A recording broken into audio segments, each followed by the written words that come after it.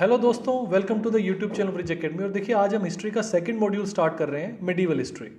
तो medieval history की जो फर्स्ट क्लास है, ये दो पोर्शन डिवाइड किए हैं मैंने। इसके अंदर हम अर्ली मेडिवल पीरियड करेंगे, जिसके अंदर मेनली ट्रिपाटाइट स्ट्रगल, और साथ में अर्ली मेडिवल पीरियड के अंदर ही हम चोलास को ही पढ़ेंगे। इंपीरियल चोलास बोलते हैं हमें, और जब चोलास को पढ़ेंगे समझेंगे इनको इंपीरियल चोलास क्यों कहा गया है।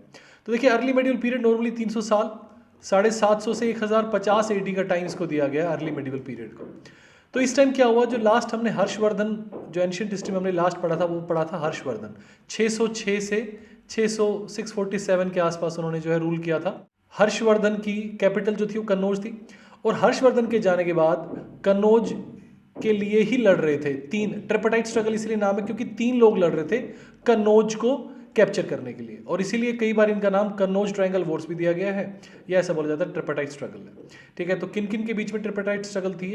प्रतिहाराज एम्पायर, पाला एम्पायर और राष्ट्रकूटा एम्पायर, इन तीनों के बीच में लड़ाई थी, और तीनों ही कन्नौज के लिए लड़ रहे थे, है ना। तो देखिए यहाँ पे क्या कह रहा है कि during the 8th century India struggle for control over Kannauj took place among three major empires of India, namely Palas, Pratiharas and Rashtrakutas, है ना। इनका रीजन वैसे तो आप देख सकते हैं, अवंती जालोर रीजन है, राष्ट्रकूटा का डेक्कन रीजन है। पालास की बात करें तो पालास का जो रीजन था वो बंगाल रीजन था, बिहार बंगाल रीजन।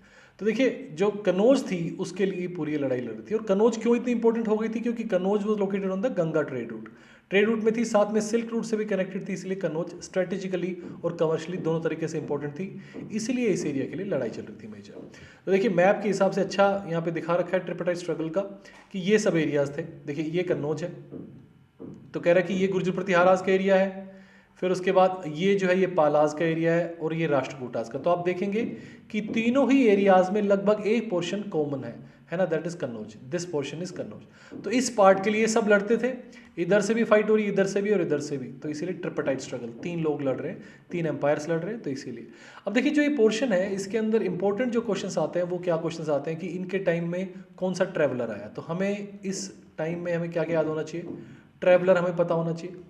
उसके बाद इनके इंपॉर्टेंट किंग कौन कौन से थे, जो मेजर या इंपॉर्टेंट किंग्स थे उनका नाम पता होना चाहिए। और एक नॉर्मली जो क्वेश्चन बन जाता है वो होता है कैपिटल, कि इनके टाइम की क्या कैपिटल थी। उसके अलावा अगर कोई बुक्स लिखी हुई तो बुक्स इंपॉर्टेंट हो जाती है ना। तो ये सब है इंपॉर्टेंट ज़्यादा। इसमें कई जगह क्या करते हैं कि हम सीक्वेंस भी देखते हैं कि किसने किसको हराया, बट वो ऐसा ज़्यादा इंपॉर्टेंट नहीं, क्योंकि उसके ऊपर अभी क्वेश्चंस डायरेक्ट नहीं आते हैं कि किस राजा ने किस राजा को हराया। इस तरह से जो एक दो फेमस जो किंग्स हैं उनके बारे में ज़रूर आपको बता दूंगा मैं। तो देखिए, नेक्स्ट हम स्टार्ट कर रहे हैं अभी। अब आपने मैप देख लिया तो आपको एक आइडिया हो गया कैसे कन्नौज के लिए। तो जो तीन एम्पायर है उसमें पहला जो एम्पायर हम पढ़ेंगे वो पढ़ेंगे पाला एम्पायर। पाला एम्पायर, और इसका जो रीजन था वो बिहार एंड बंगाल था, हमने देख भी लिया अभी मैप के अंदर। और Gopala was the founder, Gopala founder था। एक्चुअली कहानी ये कहती है कि जो यहाँ पे एरिया थे उन सब लोगों ने कहा कि भैया किसको राजा बनाए, बड़ी टेंशन चल रही है। तो फाइनली कहते हैं कि मेजर कुछ लोग इकट्ठे होकर बैठ गए और कहा कि जो पहला आदमी एंटर करेगा इस जैसे गांव या समझे इस एम्पायर के अंदर गेट से, उसको हम किंग बना देंगे। तो इस तरह से गोपाल कहते हैं किंग बन गया था। बाकी ये स्टोरी है, हिस्टोरिकली प्रूवन नहीं है, तो सिंपली हम, लेकिन ये हिस्टोरिकल प्रूवन जरूर है कि गोपाल इज द फाउंडर। तो Gopala is known as the founder of the dynasty. Area Bihar Bengal का था। इनकी जो कैपिटल थी वो गौड़ थी। गौड़ नॉर्दर्न बंगाल में पड़ती है, गौड़ जगह का नाम है, कैपिटल थी इनकी।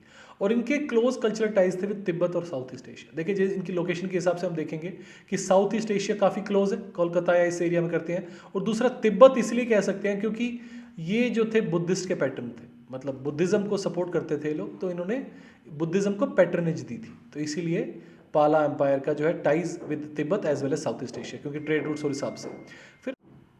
फिर नेक्स्ट बोलता है रूलर्स ऑफ पाला एम्पायर। तो देखिए, रूलर्स के हिसाब से पढ़ेंगे सीक्वेंस, मेजर रूलर्स हम जरूर पढ़ेंगे। तो पहला गोपाल ही है, फर्स्ट पाला king and founder of dynasty. He was elected by group of people. थोड़ी सी कहानी मैंने बताई भी, उस तरह से रिलेटेड भी है कहानी यहाँ से। He was elected by group of people. उसके बाद कह रहा है at the time of his death Pala kingdom included Bihar and Bengal, most of the Bihar and Bengal as well. और उसके बाद build the monastery at Odantapuri. ये इंपॉर्टेंट मोनेस्ट्री है, बिहार के अंदर पड़ती है। देखिए, जितनी भी मोनेस्ट्रीज हैं आपको इनफैक्ट ये पता होना चाहिए किस राजा ने बनवाई थी। जैसे कि हमने गुप्ताज के टाइम में पढ़ा था, कुमार गुप्त ने जो है नालंदा यूनिवर्सिटी बनाई। फिर विक्रमशिला देखेंगे हम, धर्मपाल जो पाला का ही एक किंग था उसने बनवाई थी। उस तरह से ओदांतपुरी जो मोनेस्ट्री बिहार में है वो गोपाल ने बनवाई थी। तो ये इंपॉर्टेंट है। उसके बाद he is considered the first Buddhist king of Bengal, क्योंकि इसके बाद एक्चुअली फर्स्ट क्या लास्ट भी बोल सकते हैं कि Palas were the last empire to support Buddhism. उसके बाद ऐसा कोई बड़ा मेजर सपोर्टर नहीं था, कोई भी एम्पायर जो बुद्धिज्म को सपोर्ट करने वाला हो। फिर देखिए नेक्स्ट कह रहा है कि Dharmapal, Dharmapal was the next king, sequence में आता सक्सेसर था गोपाल का, और he was a pious Buddhist, he founded the Vikramashila university. ये क्वेश्चन बहुत बार पूछा गया है कि विक्रमशिला किसने फाउंडेड की, विक्रमशिला का मेन फाउंडर कौन है, धर्मपाल। ये क्वेश्चन पूछा गया है। विक्रमशिला भी बिहार के अंदर ही है। और he had frequent Wars with Pratihara Rashtrakutas, ये हमेशा चलते रहे। देखिए वैसे काफ़ी जगह आपको मिल जाएगा कि इसके किंग ने इसको हराया उसको हराया, मैं वो चीज़ नहीं डिस्कस कर रहा हूँ क्योंकि एज सच इंपॉर्टेंट नहीं है, और एक चेन ऑफ जो स्ट्रगल है वो याद करना भी काफ़ी डिफिकल्ट है। वैसे हम कह सकते हैं कि अगर टेन्योर के हिसाब से देखा जाए तो सबसे ज़्यादा गुर्जर प्रतिहाराज ने जो है रूल किया कनौज के ऊपर, और अगर विनिंग के हिसाब से देखा जाए तो राष्ट्रकूटाज ने सबसे ज़्यादा जीते। लेकिन प्रॉब्लम ये थी कि राष्ट्रकूट जो किंग्स थे वो जीत भी जाते थे, बट वापस उनको डेक्कन भागना पड़ता था अपना एम्पायर संभालने के लिए। तो इसीलिए ज़्यादा जीतने वाले राष्ट्रकूटाज, लेकिन ज़्यादा एरिया, ज़्यादा टाइम जो है कनौज को कैप्चर करके रखने वाले वो थे गुर्जर प्रतिहाराज। ठीक है, नेक्स्ट कह रहे हैं Devapala, he was the greatest ruler of Palas, और he was son of Dharmapala and Ranna Devi. Ranna Devi Rashtrakuta के प्रिंसेस थी। उसके बाद इसके टाइम में जो किंगडम था वो एक्सटेंड हो गया था आसाम, उड़ीसा, कामरूप। कामरूप एक्चुअली आसाम के ही एरिया को बोलते हैं, तो ऐसा बोल सकते हैं उड़ीसा और आसाम के अंदर भी इसका जो है एम्पायर एस्टेब्लिश हो गया था। और फिर मैं बता रहा कि इन्होंने मोनेस्ट्रीज बनाई काफ़ी सारी, और इन्होंने डिफीट भी किया राष्ट्रकूट रूलर को, अमोघ वर्ष को, है ना। उसके बाद जो लास्ट स्ट्रॉन्ग पाला किंग था वो था रामपाल। ऐसा कोई ज़्यादा इनका रोल नहीं था अगर हम देखें हिस्टोरिकली, बस इतना आता है इनके सन के टाइम में डिसइंटीग्रेशन स्टार्ट हो चुकी थी, रामपाल के सन, कुमारपाल के टाइम में, और फिर धीरे धीरे जो है ये एम्पायर टूट गया था। अब देखिए नेक्स्ट आता है लेगेसी ऑफ पाला डायनेस्टी। तो इसके अंदर क्या क्या था वो देखते हैं। तो पाला एम्पायर वाज डिथ्रोन्ड बाय हिंदू सेना डायनेस्टी, इन्होंने इसको हटा दिया था। और पाला पीरियड को कई बार गोल्डन एरा कहा जाता है, जैसे गुप्ता पीरियड को गोल्डन एज ऑफ इंडिया बोलते हैं, इसी तरह से पाला पीरियड को golden era in Bengali history बोला जाता है, क्योंकि इस टाइम में काफ़ी सारे टेम्पल्स और बुक्स लिखी गई थी, बंगाली एज अ लैंग्वेज भी डेवलप हुई थी। कह रहे हैं they built magnificent monasteries and temples. Somapura Mahavira Bangladesh के अंदर जो अभी है, ओदानपुरी मोनेस्ट्री इन्होंने डेवलप कराए थे।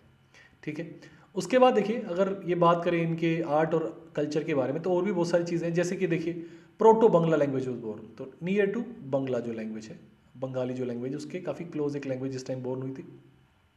कहते हैं लिटरेचर ज़्यादा क्या था, बुद्धिस्ट टेक्स्ट था, क्योंकि बुद्धिज्म को फॉलो करने वाले थे इसलिए बुद्धिस्ट टेक्स्ट ज़्यादा ही होगा। उसके बाद बुद्धिस्ट टेक्स्ट ऑफ चार्यपदा, ये इंपॉर्टेंट है, it was earliest text in Bangla language, है ना, चार्यपदा। जो many books on every aspect of knowledge was compiled during this period. उसके बाद देखिए जो 2-4 बुक्स और इंपॉर्टेंट है वो है, जैसे अगामन शास्त्र बाय गौड़पड़ा, इन्होंने ये किताब बनाई थी। फिर न्याय कुंडली किताब बाय श्रीधर भट्टा। उसके बाद कर्मानुष्ठान पद्धति बाय भट्टा भवदेव, तो इन्होंने ये किताब लिखी है भट्टा भवदेव ने। तो इस तरह से कुछ बुक्स इंपॉर्टेंट है, और मैंने बताया भी कि इस एरिया में बुक को याद करना ही पड़ेगा। अगर कोई मंदिर बनवाए तो वो याद करना पड़ेगा, कोई ट्रेवलर आए तो वो याद करना पड़ेगा। तो देखिए यहाँ पे आ भी रहा है कि अरब ट्रेवलर सुलेमान ने ट्रेवल किया था, और इसने इनके जो है किंगडम को रूहमा कहा था, पाला के।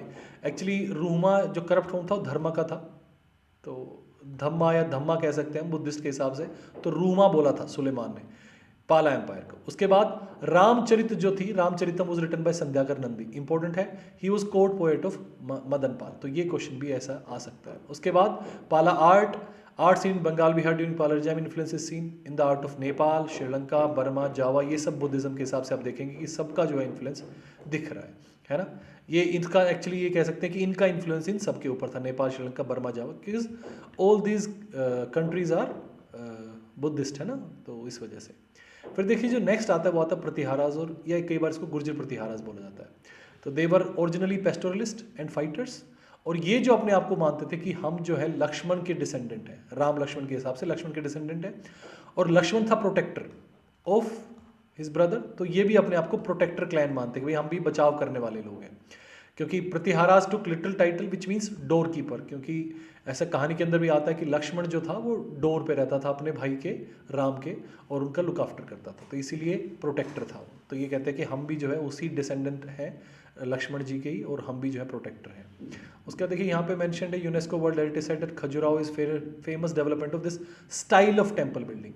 देखिए स्टाइल ऑफ टेम्पल बिल्डिंग है ये, एक्चुअली खजुराहो के जो टेम्पल्स हैं वो गुर्जर प्रतिहाराज नहीं बनाए, ये जो क्रेडिट है चंदेलाज को दिया गया है।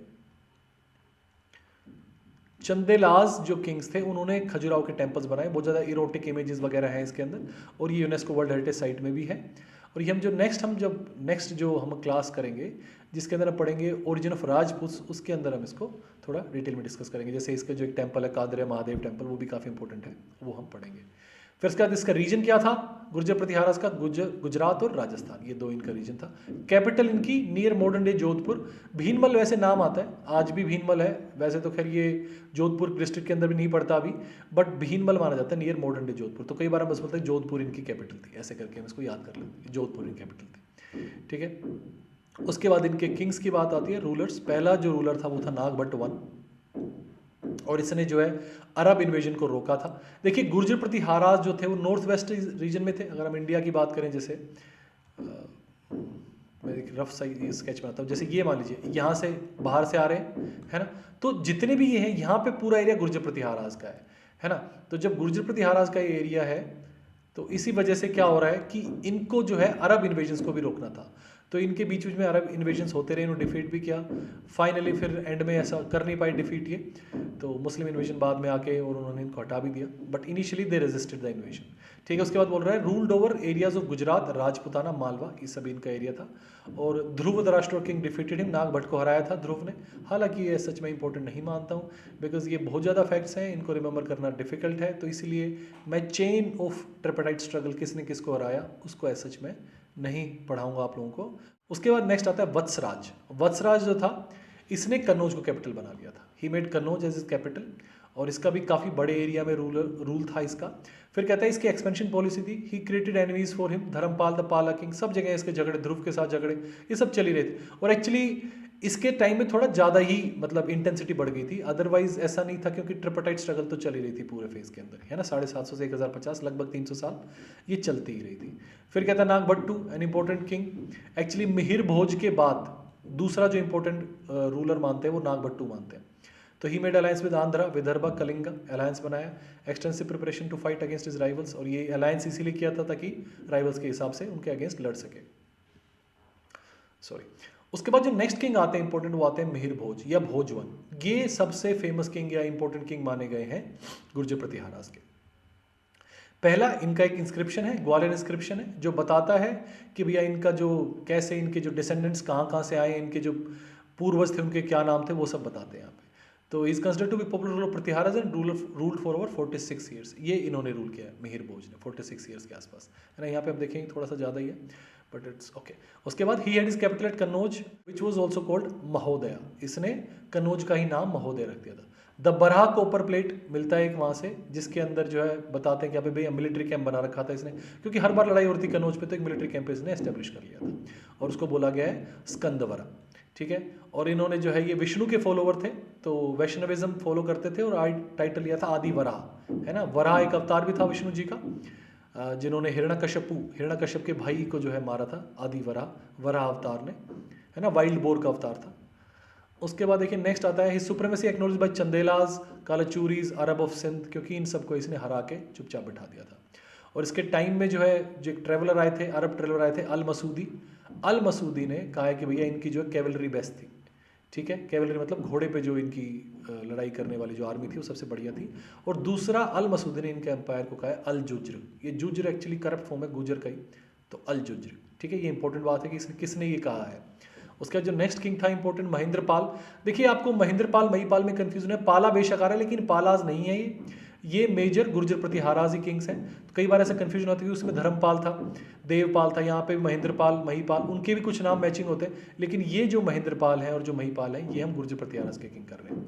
तो कह रहे हैं कि इन्होंने सिग्निफिकेंट कंट्रीब्यूशन किया, reached west to the border of Sindh, north to the Himalayas, east to the Bengal, मतलब काफ़ी ज़्यादा एरिया इन्होंने कैप्चर किया, and south pass the Narmada Vindhyas से भी मतलब परे चला गया था, सतपुड़ा तक पहुंच गए थे। He fought a battle with king of Kashmir but had to give some of his territories in Punjab which were won by Bhoj. इस तरह से बता रहा है कि जो किंग भोज जो है मिहिर भोज, भोज वन, उन्होंने जो जीती थी कई इसको टेरिटरीज वापस देनी पड़ी। और इन्होंने टाइटल किया था महाराज धिराज ऑफ आर्यव्रत, है ना। आर्यव्रत यहाँ पे इंडिया को कहा गया, तो महाराज धिराज मीन्स राजाओं के राजा, ग्रेट किंग ऑफ किंग्स, इस तरह से, ठीक है। उसके बाद इनके जो इंपॉर्टेंस है महेंद्रपाल की है राजशेखर एक कोर्ट पोएट थे जो इनके टाइम में थे, इनके कोर्ट में पोएट थे राजशेखर, और राजशेखर की काफ़ी सारी बुक्स हैं, इंपॉर्टेंट भी हैं सारी। कर्पूर मंजरी है, काव्य मीमांसा, बलभारता, भृंजिका, विधासलभंजिका, और प्रपंच पांडव। तो ये सब जो है किताबें काफ़ी इंपॉर्टेंट है। राजशेखर की जो बुक्स हैं या जो पोएम्स भी हम कह सकते हैं वो जो है इंपॉर्टेंट है काफ़ी ज़्यादा, इनके ऊपर क्वेश्चन आ जाते हैं। नेक्स्ट जो किंग था इंपॉर्टेंट वो था महिपाल। महिपाल के टाइम में हालांकि डाउनफॉल स्टार्ट हो गया था और कह रहे हैं किंग राष्ट्रकूट किंग ने हराया भी था और इस टाइम जो है कंट्रोल भी किया था गुजरात का। और अल मसूदी ने बताया भी है कि भैया अल मसूदी ने Pratihara empire had no access to sea, मतलब ये कहना चाह रहे हैं कि जो राष्ट्रकूट किंग था इंद्र III उसने इनकी एक्सेस जो सी से थी वो रोक दी थी, उधर से कैप्चर कर लिया था, तो इसलिए कह रहे हैं they had no access to sea. तो अल मसूदी ने वैसे भी अपनी जो ट्रैवलर्स हैं उसके अंदर ये बताया कि राष्ट्रकूटाज उस टाइम सबसे ज़्यादा पावरफुल थे। ठीक है, फिर कह रहा है कि एंड में यही हुआ कि बाई 1090 सी मतलब common era the Gahadavalas conquered Kannauj. ठीक है, गढ़वाल्स आ गए थे फिर वहाँ पे और ये जो ट्रिपटाइट स्ट्रगल के ख़त्म होने की बात है। अब देखिए नेक्स्ट है राष्ट्रकूटास। जो ट्रिपटाइट स्ट्रगल में जो तीसरे एम्पायर है वो है राष्ट्रकूट एम्पायर। और राष्ट्रकूट का मतलब literally meaning officer in charge of territorial divisions, Rashtras, राष्ट्र के हेड राष्ट्रकूटास। तो एक्चुअली ये जो ऑफिसर्स थे ये कहते हैं कि they were under Chalukyas of Badami, Chalukyas of Badami के अंडर ये ऑफिसर्स थे जो कि एरिया के मतलब फ्यूडल लॉर्ड्स टाइप थे और वहाँ पे देखते थे। मेजर इनका रीजन था महाराष्ट्र में। ठीक है, देवर फ्यूडेटरीज ऑफ चालुक्याज ऑफ बदामी, राष्ट्रकूटास। ठीक है, उसके बाद इनके जो मेजर रूलर्स थे वो हम देख लेते हैं। लेकिन इनका जो फाउंडर था वो था दंती दुर्ग या दंती वर्मन, दोनों नाम आते, लेकिन मेनली दंत दुर्ग ज़्यादा नाम आता है दिखेगा आपको। Dantidurga was the founder of Rashtrakuta dynasty. He made his capital at Manyakhet, Manyakhet इनकी कैपिटल थी, और मलखेड़ उसी मान्याखेत का ही दूसरा नाम है, नियर मॉडर्न शोलापुर, है ना। तो ये महाराष्ट्र और कर्नाटका के एरिया में था इनका। फिर कृष्ण वन जिसने एक्सटेंड किया kingdom Maharashtra to Karnataka, important king था। Dhruva became king in this, Dhruva को भी काफ़ी जो है पॉपुलर किंग माना गया है क्योंकि इसके टाइम में जो एक्सपेंशनरी पॉलिसी थी इसने काफ़ी ऊपर जो किंग्स थे गुर्जर प्रतिहार उनको हरा दिया था और इस टाइम में काफ़ी ज़्यादा एक्सपेंशन हुआ था राष्ट्रकूटास का। तो कह रहे हैं कि Dhruva was the first Rashtrakuta ruler from Deccan who had intervene in the tripartite struggle of supremacy in northern India, और ये डिफीटेड 2 पावर्स। तो ये दोनों कह रहा है कि इन्होंने प्रतिहारा किंग को भी हराया था, पाला किंग धर्मपाल को भी हराया था, तो इसीलिए जो है ध्रुव का काफ़ी बड़ा एरिया हो गया था और इसने जो है सक्सेसफुल कैंपेन्स की थी और इसीलिए इसने गंगा यमुना का एम्बलम जो है अपने अंदर रखा, भाई मैंने दोनों को उस नदी के पास भी मैं हरा के आया हूँ। तो Dhruva was succeed by Govind III। Govind III ने भी काफ़ी ज़्यादा जो है इन्वेजन्स किए थे, ऐसा सच इंपॉर्टेंट नहीं है बिकॉज मैं बार बार बोलता हूँ किन किंग को हराया, सिर्फ 1-2 ही हैं। जैसे ध्रुव ने किसको हराया, इन 2 किंग्स को हराया था, वत्सराज और धर्मपाल, ये इंपॉर्टेंट है, बाकी फिर ये ग्रेजुअली कम इंपॉर्टेंट हो जाता है। फिर कह रहा है Govind III shattered the union of Ganga, Chera, Pandya, Pallavas rulers, इन सब का जो साउथ इंडिया ब्रेक कर दिया। और एक्चुअली इसी ब्रेक के बाद ही हम देखते हैं कि बाद में चोलाज का अलग ही राइज हो गया था, क्योंकि पहले जो चोलाज, चेराज, पांड्याज, पल्लवाज थे, Cholas were actually feudatory of Pallavas, तो यहाँ से जो है इनका भी राइज हुआ था। चोलाज का भी एक मेजर रीज़न यही था राष्ट्रकूट की वजह से। फिर यहाँ पे कह रहा है अमोघ वर्ष था गोविंद III का किंग, और इन्होंने काफ़ी ज़्यादा जो है लंबे टाइम के लिए रूल किया, 60 ईयर्स अमोघ वर्ष ने, और is better known for is religion and literature इस पार्ट में। और इसने जो है जैनिज्म सपोर्ट किया था, जैनिज्म सपोर्ट किया था। अमोघ वर्ष जो किताब लिखी है वो है कवि राजमार्ग, इंपॉर्टेंट किताब है, पता होना चाहिए। इनफैक्ट जो कन्नड़ लिटरेचर था उसके अंदर ये अर्लीस्ट वर्क्स थे, तो कन्नड़ एज ए लैंग्वेज जो डेवलप हुई और आज जो है क्लासिकल लैंग्वेज का दर्जा है, वो एक मेजर रीज़न यही है कि पुराने टाइम में जो है ये किंग्स थे जिन्होंने सपोर्ट किया था कन्नड़ लैंग्वेज को। He was a great builder, Manyakheta को डेवलप किया इन्होंने और अच्छे तरीके से, किंग्स को भी हराया, है ना। और उसके बाद इंद्र III किंग थे, सच नॉट इंपॉर्टेंट। फिर देखिए अल मसूदी ने कहा था कि जो है अरब ट्रेवलर था अल मसूदी, उसने कहा था Rashtra king as the greatest king of India, है ना। तो इस तरह से बताना चाह रहे भैया इस टाइम राष्ट्रकूट्स जो थे काफ़ी पावरफुल थे। फिर कह रहा है कृष्ण III मेजर और famous king of Rashtrakutas, he struggled against the Paramaras of Malwa and eastern Chalukyas of Vengi, इनको इसने जो है इनके साथ इसकी स्ट्रगल रही थी। और इनफैक्ट जो चोला रूलर थे तंजौर के, उनके साथ भी इसका स्ट्रगल रहा था और इसमें जीत भी गया था वो। और finally he reached up to Rameswaram, कह रहे हैं बिल्कुल साउथ में रामेश्वर तक पहुंच गया और built up pillar of victory there. तो इस तरह से जो राष्ट्रकूटास का काफ़ी भारी डोमिनेंस था डेक्कन के अंदर, पूरा डेक्कन में ये बढ़िया रूल कर रहे थे। मोर देन 300 ईयर्स ये जो टाइम फेज है ट्रिपटाइट स्ट्रगल के, ये भी हम 750 से 1050 बोलते ही बोलते हैं, तो 300 साल से कुछ ज़्यादा ही था। और एक्चुअल में इनकी अलग अलग किंग्स ना अलग अलग धर्म को पैटर्नाइज करे, जैसे कह रहे हैं they patronise Shaivism, Vaishnavism, in addition they also protected Jainism, Buddhism, Islam, मतलब धर्म के प्रोटेक्टर थे। और इनको ऐसा कोई स्पेसिफिक धर्म नहीं, सबको ही प्रोटेक्ट कर रहे थे, है ना। मेजरली ये शैविस्ट और वैष्णविस्ट थे, 1-2 किंग्स बीच बीच में जैसे जैनिस्ट अभी हमने किंग पढ़ा इस तरह से आ जाते थे। फिर कहते हैं Rashtrakuta rules permitted the Muslim merchants to settle in there, इन्होंने जो है मोस्क बनाने के लिए उनको अलाउ कर दिया, धर्म को पढ़ाने के लिए अलाउ कर दिया मुस्लिम मर्चेंट्स को, राष्ट्रकूट रूलर्स ने। और साथ में दे इक्वली सपोर्टेड संस्कृत, प्राकृत, कन्नड़, तो लैंग्वेज के हिसाब से भी और साथ में धर्म के हिसाब से भी काफ़ी बार अपभ्रंशा लैंग्वेजेस को भी सपोर्ट करें। अपभ्रंशा मतलब होता है करप्ट फॉर्म, जो थोड़ी सी मतलब S H pure form of languages है तो इनको अपभ्रंशा बोल देते हैं। फिर देखिए ये सबसे इंपॉर्टेंट है, रॉक कट केव टेम्पल्स बनाए अलोरा में, और यहाँ पे जो है कैलाश टेम्पल बड़ा फेमस है। ये कैलाश टेम्पल बार बार पूछा गया कि राष्ट्रकूट के टाइम पे कैलाश टेम्पल किस किंग ने बनवाया था, उसका आंसर है कृष्णवन। कृष्णवन ने जो है कैलाश टेम्पल बनाया था। रॉक कट टेम्पल है, बहुत ही सुंदर टेम्पल है, आप देखेंगे बिल्कुल ऐसा लगता है जैसे रॉक बीच में, मतलब पहाड़ों के बीच में कट करके डिज़ाइन कर रखा है। एक बार ज़रूर आप गूगल पे या कहीं एक बार सर्च करके ज़रूर देखें कि कैलाश टेम्पल जो है कैसा था दिखने में, इससे ज़्यादा याद रहता है। और थोड़ा ब्लैकिश कलर दिखता है और इट लुक्स स्प्लेंडेड। तो ये था ट्रिपाटाइट स्ट्रगल। अब देखिए खास बात ये रही कि तीनों डायनेस्टीज एक टाइम में उभरी और एक टाइम में ख़त्म हो गई। कोई भी डायनेस्टी इतनी पावरफुल नहीं बन पाई कि परमानेंट किसी को हरा दे, और ना ऐसी बन पाई कि बिल्कुल ही हट जाए। तो इनका नंबर चलता रहा, जो स्ट्रगल चलती रही, और दे रोज टुगेदर एंड वैनिश टुगेदर, है ना। एक साथ आए और एक साथ गायब भी हो गए। लगभग 300 साल का इनका स्ट्रगल रहा। उसका देखिए जो नेक्स्ट हमारा टॉपिक है आज का, सेकेंड टॉपिक है, वो हम कर रहे हैं इंपीरियल चोला डायनेस्टी एम्पायर। इंपीरियल चोला हम इसलिए बोलते हैं क्योंकि चोलास का नाम पहले भी आता है, ऐसा नहीं है पहले चोलास थे बाद में चोलास आते हैं। तो जो पल्लवास के फ्यूड्यूटरी चोला और फिर से राइज हुआ उनको इंपीरियल चोला बोलते हैं। जो इनिशियल टाइम में जो संगम एज के हिसाब से थे वो अर्ली चोलास थे। तो after Sangam the Cholas became feudatories of उरायूर।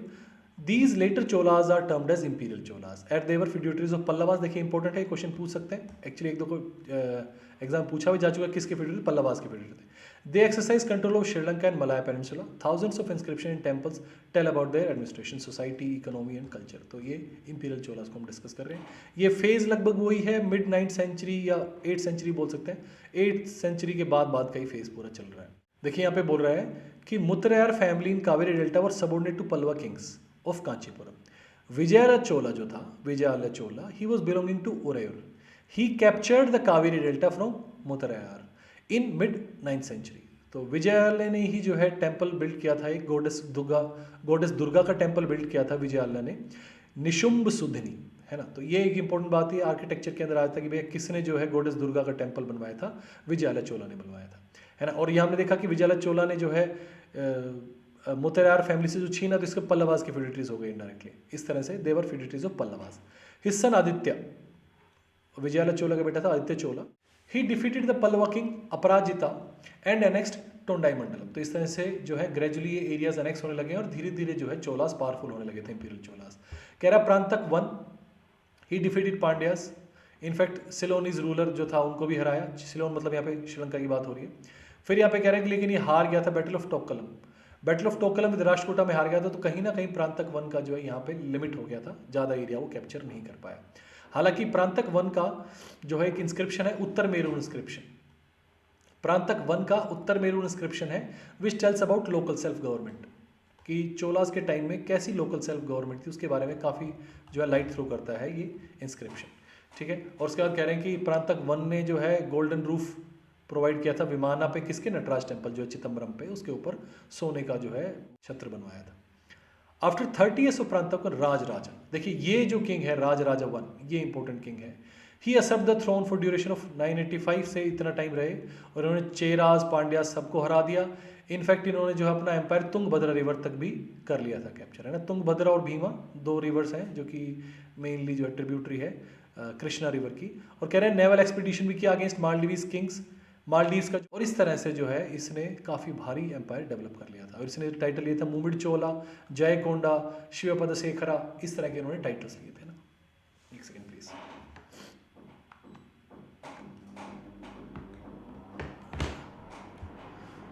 फिर यहाँ पे कह रहे हैं कि इन्होंने टेंपल बनवाया था बृहदेश्वर टेंपल। बृहदेश्वर टेंपल या इसी को ही जो है राजराजेश्वर टेंपल भी कहा जाता है, इंपॉर्टेंट है, यूनेस्को वर्ल्ड हेरिटेज साइट भी है। राजराजेश्वर टेंपल है बृहदेश्वर टेंपल, ठीक है, इन्हीं का था। He is known as great living Chola temples. Actually इसने एक नई चीज़ शुरू की थी राजराज ने। इसने क्या किया था कि लिविंग किंग्स की भी जो स्टैच्यूज थी वो मंदिरों में लगाने लगे थे। यहाँ पे देखिए लिखा हुआ है, he introduce new practice in Naples that is installing statues of living kings and queens. तो ये नई चीज़ शुरू कर दी थी कि जिंदा क्वीन और किंग के भी जो है मूर्तियाँ लग जाती थी मंदिरों के अंदर। उसके बाद नेक्स्ट जो किंग था वो था राजेंद्र वन। राज के बाद राजराज का बेटा था राजेंद्र वन, इसने श्रीलंका को लगभग पूरा एनेक्स कर लिया था। महिंदा 5 को भी हराया था, श्रीलंका का ही किंग था ये। उसके बाद जयसिम्हा वेस्टर्न चालुक्याज, इनको भी हराया। उसके बाद crossed Ganga and Konkan many on his way. Actually कहा जाता है कि महिपाल शायद किंग जो है पाला डायनेस्टी को हराया था, तो इन्होंने गंगा को भी क्रॉस करके वहाँ से पानी वानी लेके आए थोड़ा भर के, एज अ सिंबल, मतलब सिंबॉलिक विन के लिए कि देखो मैंने गंगा भी पार कर ली। और इसलिए फिर उन्होंने टाइटल भी ऐसा रखा अपने लिए, इन्होंने टाइटल रखा गंगई कोंड चोल, क्योंकि इन्होंने गंगा तक को पार करके आया था। ये देखिए ये इनके वो है, ये एरिया दिखा रखा है किस किस तरह से चोला की टेरिटरी थी। ग्रेजुअली मैं बता भी रहा था, जैसे अभी इन्होंने ये वाला पोर्शन भी किया। चोलाज इतने भारी थे कि जो बे ऑफ बंगाल इसको लेक ऑफ चोलाज कहा गया है, कि ये तो हमारे लिए लेक है। इतनी अच्छी इनकी जो है नेवल फोर्सेस थी कि इसको बोला गया lake of Cholas, bay of Bengal को, है ना, बे ऑफ बंगाल को लेक ऑफ चोलाज। और इस तरह से इन्होंने बाद में जो है लक्षद्वीप एरिया में भी कैप्चर कर लिया था। तो इनका एक्चुअली तीनों ही, बे ऑफ बंगाल में भी, इंडियन ओशन में भी और अरेबियन सी में भी इनका जो है एम्पायर था, इनके एरियाज थे।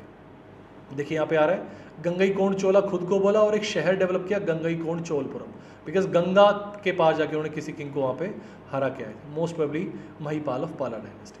उसके बाद कह रहे हैं कि नेवल एक्सपीडिशन भेजा, श्री विजय जो है उसको भी कन्फ्रंट किया। यहाँ पे एक्चुअली मलेशिया किंग थे श्री विजय, और ये ट्रेड में इशू हो रहा था, कुछ ट्रेड नहीं करने दे रहे थे इंडिया के लोगों को चाइना के साथ। तो फिर इन्होंने इसको हरा के और धमकाया कि भैया ऐसे नहीं है, ट्रेड को स्मूथ चलने दो, जो हमारे यहाँ के लोग हैं उनको ट्रेडिंग करने दो चोला को चाइना के साथ, ठीक है। उन्होंने टाइटल लिया गंगई कोंडा कदरम कोंडन पंडिता चोलन, इस तरह से उन्होंने टाइटल लिया। वॉज अ शैविस्ट, शैविस्ट मतलब शिव जी को फॉलो करने वाले थे, और इन्होंने जो है बड़ा दान धर्म किया। नटराज टेम्पल, क्योंकि नटराज भी जो है शिव जी की फॉर्म मानी जाती है, तो नटराज टेम्पल में बहुत दान धर्म किया। और he was tolerant toward Vaishnavism as well Buddhism, ठीक है ना। उसका देखिए एक क्वेश्चन ये आ जाता है कि किसने एम्बेसी भेजी थी 72 मर्चेंट्स की टू चाइना। इसमें जो किंग है उसका नाम आता है कुलोतुंगा, और इसने देखा कि जो राजेंद्र वन ने जो लड़ाई करी थी श्री विजय के साथ, इसने वापस कोर्डियल रिलेशन बना लिए थे कुलोतुंगा वन ने, ठीक है। He united Vengi kingdom of Chalukyas with the Chola empire. The classical writer Kamban ने रामायण लिखे तमिल में, वो इन्हीं के टाइम में थे, तो इसीलिए इसी के कोर्ट में थे, इसलिए इंपॉर्टेंट था। अब ये ऐसा हो रहा है कि ग्रेजुअली जो डिफीट और विन की बात हो रही है, इसको मैं बार बार थोड़ा सा कम ही महत्व देता हूँ। तो ये आ गया कंबन, ये इंपॉर्टेंट है कंबन वाला पार्ट, क्योंकि इसमें क्वेश्चन आ जाते हैं, ठीक है। कंबन ने रामायण लिखी है तमिल के अंदर। उसके बाद अगर चोला आर्ट एंड आर्किटेक्चर की बात करें तो देखिए ये इनका एक बेसिक सा टेम्पल स्टाइल है। जैसे यहाँ पे क्या होता था, मंडप। एक्चुअली क्या है कि इनिशियली स्टार्टिंग में रहते थे बाहर गेट, मतलब मेजर गेट्स जो रहते थे बाहर एंट्री के लिए मंदिर को, उसको बोलते थे गोपुरम। गोपुरम से एंटर किया, फिर ये आ गया अंतराल, इसको बोलते थे अंतराल। अंतराल मतलब समझिए जैसे वरांडा, जैसे इस तरह से रास्ता, ये अंतराल है। और अंतराल में जहाँ पे हवन और यज्ञ होते थे जहाँ पे, उसको बोलते थे मंडप। तो अगर हम नॉर्मली ऐसे समझे तो हम ये समझते हैं कि पहले गोपुरम आ गए। देखिए मैं थोड़ा सा, मेरी ड्राइंग इतनी अच्छी नहीं है, लेकिन पहले गोपुरम आ गए, ह्यूज एंट्री टेम्पल्स। फिर उसके बाद एक वरांडा टाइप आ गया, अंतराल बोल दिया जिसको बोलते थे वेस्टिब्यूल। फिर उसके बाद मंडप आ गया, जहाँ पे जो है सब हवन और यज्ञ वगैरह होंगे। उसके बाद इसके आगे चलने के बाद आता था इधर गर्भगृह। गर्भगृह या इसको बोलते हैं इंग्लिश में सैंक्टम सेंक्टोरम। मतलब ये वो पोर्शन है गर्भगृह जहाँ पे मेन डाइटी की नीचे जो है आइडल है। तो यहाँ पे जो नीचे मेन डाइटी का आइडल है वो है गर्भगृह, उसके ऊपर विमान हो गया, ये विमान हो गया, उसके ऊपर शिखर हो गया। तो इस तरह से इनका था, पहले आ गया गोपुरम्स, फिर आ गया अंतराल, फिर उसके बाद आ गया मंडप, और मंडप के बाद ये आपका गर्भगृह। गर्भगृह के आजू बाजू था प्रदक्षिणा पथ, तो प्रदक्षिणा पथ भी हो गया। इसके ऊपर वाला पोर्शन विमान और शिखर, इस तरह से इनके टेम्पल थे, ठीक है। तो साउथ जो द्रविडियन स्टाइल है या साउथ स्टाइल ऑफ आर्किटेक्चर है, वो इसको द्रविडियन स्टाइल ही बोला जाता है। दिस रीच्ड इट्स जेनिथ, मतलब पीक पे था ये चोला एम्पायर के टाइम, ठीक है। और यहाँ पे कह रहे हैं कि एक्चुअल में जो चोलास के टाइम में जो साउथ के जो टेम्पल्स रहे हैं, they have been a centre of cultural education, सब यहीं से सेंटर। यहाँ पे जैसे डांस वगैरह भी होता था, म्यूज़िक भी था, पढ़ाई भी होती थी। इनफैक्ट जो यहाँ के जो प्रीस्ट वगैरह थे वो मनी लेंडर की तरह भी काम करते थे, तो काफ़ी भारी डेवलप होते थे। और इनके एक और था, मंदिर के चारों तरफ ना दीवार भी रहती थी। एक टेम्पल होगा तो उसके चारों तरफ ह्यूज टेम्पल वॉल्स रहेंगी कि कोई ऐसे अंदर ना आ सके। और देवर रिच कल्चरल है और मनी वाइज हर तरह से काफ़ी रिच टेम्पल्स थे। तो ये बातें इन्होंने बता रखी है। और इसमें देखिए एक मेजर जो टेम्पल है बृहदेश्वर टेम्पल, ये हमने बात भी की और इसका हमने बताया भी कि यूनेस्को वर्ल्ड हेरिटेज साइट में भी है। बृहदेश्वर राज राजेश्वर एक ही बात है, राज राजा किंग ने बनवाया था, राज राजा वन, इसीलिए राज राजेश्वर टेम्पल है। फिर उसका देखिए नटराज की ये जो है ब्रोंज स्टैचू मिली है वहाँ से, ये सारी जो है फायर सिंबलाइज कर रही हैं। वे देखिए ये 4 हाथ हैं, ये 1 2 और ये 3 4 है ना। उसके बाद ये कुछ मुकुट ऐसा पहना हुआ है, नीचे एक दमन कर रहे हैं, अहंकार किंग माना गया, उसको दबा रहे हैं कि अहंकार को इन्होंने दमन किया था। ड्वार्फ है, ड्वार्फ जो सिंबलाइज कर रहा है अहंकार का, उन्होंने जो है दमन किया। तो इस तरह से इसके सिंबॉलिक भी आप आर्ट आर्किटेक्चर में इसके आप सिंबॉलिक भी समझ सकते हैं कि इसकी वैल्यू क्या है, नटराज की क्या शो करते हैं, एक हाथ में क्या है, एक हाथ नीचे की तरफ पॉइंट करे, एक हाथ ऊपर की तरफ पॉइंट करे, उस तरह से जो बातें हैं ये आप आर्ट आर्किटेक्चर के अंदर ज़्यादा अच्छा समझ पाएंगे, ठीक है। और this was created by lost wax technique which allowed the inclusion of various intricate features, क्योंकि जो बीच में वैक्स जो गायब हो रहा है, मतलब एक्चुअली ये वो टेक्निक वही है कि वैक्स हट जाएगा और फिर उसके बाद वहाँ पे मेटल जम जाएगा। तो इसमें क्या है कि अब जैसा वैक्स के अंदर आप जितनी डिटेल्स देंगे उतनी अच्छी ही स्टैचू बन सकती है ब्रोंज की, तो इसलिए लोस्ट वैक्स टेक्निक यहाँ पे बता रहे हैं। तो काफ़ी अच्छा जो है इनका आर्किटेक्चर काफ़ी अच्छा था, ठीक है। नेक्स्ट हम बात कर सकते हैं एडमिनिस्ट्रेशन की। देखिए एडमिनिस्ट्रेशन में जो सिस्टम था वो एक तो ये था कि इनका जो the king took royal tours to increase the efficiency of administration, कह रहे कि किंग जो है बार बार टूर्स लगाता था। और चोला जो इंस्क्रिप्शन है वो इनको रेफर करते हैं, को पेरुमल, आदिगल द ग्रेट वन, ये सब किंग के अलग अलग नाम हैं, ठीक है। फिर क्या कह रहा है कि सबसे ऊपर था राष्ट्रीय, राष्ट्र से नीचे थे मंडल और मंडल वर फर्दर डिवाइडेड इनटू वलनाडुज और कोटम्स और उसके बाद नाडुज। तो क्या हुआ है सीक्वेंस, सबसे पहले ऊपर क्या है, राष्ट्र है, राष्ट्र या राज्यम लिख सकते हैं आप। उसके बाद नेक्स्ट था मंडल आ गया। फिर उसके बाद नेक्स्ट आ गया वलनाडु और उसके बाद आ गया वलनाडु या कोट्टम है ना, उसके बाद आ गया नाडुस, ये डिस्ट्रिक्ट हो गए। तो ये हायरार्की थी। देखिए इसमें ज़्यादा हायरार्की पूछ सकते हैं कि क्या सीक्वेंस था। उसके दूसरा जो एक क्वेश्चन काफ़ी बार पूछी गया श्रेणीज का पूछा है कि गिल्ड्स थे, मर्चेंट के गिल्ड्स थे और जो है ये अच्छा काम करते थे क्योंकि अपने आप ही गिल्ड्स बना के रूल्स रेगुलेशन रखते थे। और दूसरा जो एक और असेंबली बोला गया मर्चेंट्स की, उसको बोलते हैं नगरम।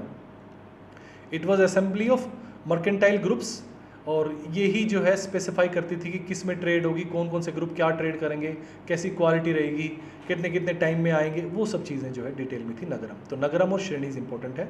और अगर विलेज की बात करें तो विलेज में देखिए सबसे ऊपर उर और सभा, इनका दोनों का ही नाम मेंशन्ड है, हमने अभी किया भी था। प्रांतक का जो उत्तर मेरूर इंस्क्रिप्शन है प्रांतक 1 का, जो लोकल सेल्फ गवर्नमेंट के बारे में बताता है ना। तो यहाँ पे बता रहा है कि it is believed that members of assembly were less than 10 और उर के हिसाब से जनरल असेंबली थी, फिर उसके बाद सभा भी थी और उसके अंदर डिटेल दे रखा है उत्तर मेरूर इंस्क्रिप्शन में, है ना। ऐसे बता रखा है कि भैया अडल्ट मेंबर ही बन सकते हैं। उसके बाद इनकी कुछ कंडीशंस बता रखी थी, जैसे कि कुछ एक सर्टेन एज होनी चाहिए, कुछ पढ़ाई होनी चाहिए, उसके बाद कुछ इतना उनके पास अमाउंट होना चाहिए, रेवेन्यू इतना होना चाहिए, इतने अमीर भी होने चाहिए। देखिए जैसे यहाँ पे बता रखा है कि अच्छा कंडक्ट होना चाहिए, नॉलेज ऑफ वेदास होनी चाहिए, ओनरशिप ऑफ लैंड होनी चाहिए और ये रोटेशन से बनते रहते थे। एक्चुअली इसमें कहते हैं कि डेमोक्रेसी थी बहुत ज़्यादा। वैसे अगर देखा जाए तो ये देखा जाता था कि ड्रॉ निकलता था, एक मटके में जो है पर्ची डालते थे सब जो एलिजिबल है उनकी, और फिर उसके बाद उन पर्ची में जो नाम निकले वही लोग हेड बन जाते थे उस टाइम। और फिर रोटेशन जो तुरंत बना है वो दोबारा से नहीं बन सकता था, मतलब एक उसने टेनर पूरा कर इसको हटा देते, फिर नए लोगों की पर्ची डलती थी, उनमें से फिर 5-10 निकालते थे। तो इस तरह से एक डेमोक्रेसी सी भी थी। तो हम देख सकते हैं कि बाय रोटेशन ड्रॉइंग लॉट्स के हिसाब से बनता था। फिर कहता है कि मेनली जो इनको पैसा था वो लैंड रेवेन्यू का पैसा था, मेन सोर्स ऑफ इनकम था, and it was collected by village assembly and was paid in cash kind और बोथ। कैश मतलब पैसे में, काइंड मतलब जो भी प्रोड्यूस किया है, जैसे गेहूँ या चावल जो प्रोड्यूस किया वो, या दोनों में। The land service conducted by Chola government. The inscription also refer to land transfer by sale और गिफ्ट, है ना। जैसे इसके अंदर ब्रह्मदया और अग्रहारा हमने 2-4 नाम सुने हैं, पहले भी हमने किए थे। ब्रह्मदया और अग्रहारा लैंड्स थी जो ग्रांट की जाती थी। फिर देखिए लास्ट पोर्शन जो लिख रहा है, ये बोल रहा है कि there are also certain reference to villages that were headed by women.